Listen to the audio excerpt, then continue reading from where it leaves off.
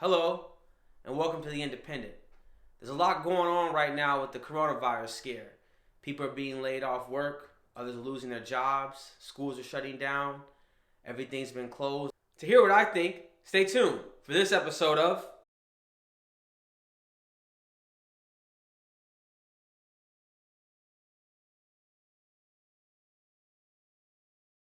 Earlier this morning, the Senate passed a $2 trillion stimulus package to try and offset the negative economic effects brought about the coronavirus pandemic.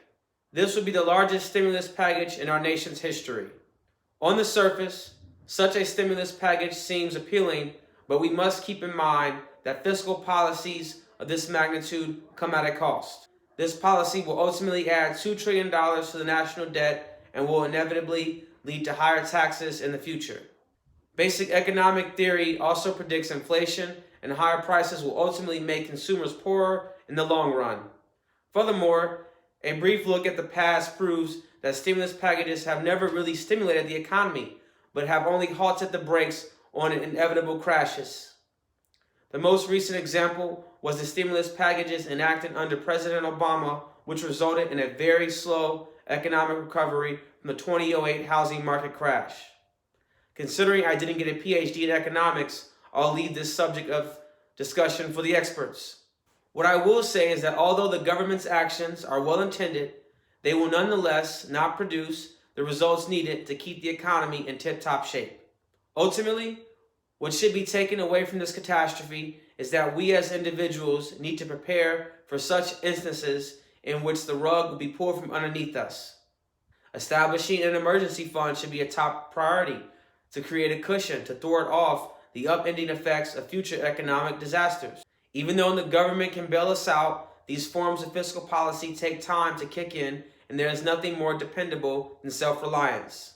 If we continue to rely on the government to assist us, we will be shortchanged every time, but I will hold this conversation for a future video.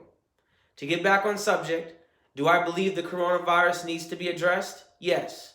Do I think the mass hysteria that has resulted from this pandemic is necessary? No. To understand my opinion, we must look at the bigger picture. Although pandemics in the past have received much media attention, the mass hysteria taking place today did not occur after the H1N break nor during the Ebola scare. Although the coronavirus is spreading at a faster rate than other viruses in the recent past, the coronavirus is less deadly, proportionally speaking, when you look at the ratio of deaths occurring to the number of cases reported. Please click the link in the description below to watch an illustration describing this point in much detail. As it stands now, you are 127 times more likely to die from a stroke tomorrow than from the coronavirus. Furthermore, heart disease has killed more people as of yet this year, and for one reason or another, Popeyes can't sell enough of its new chicken sandwich.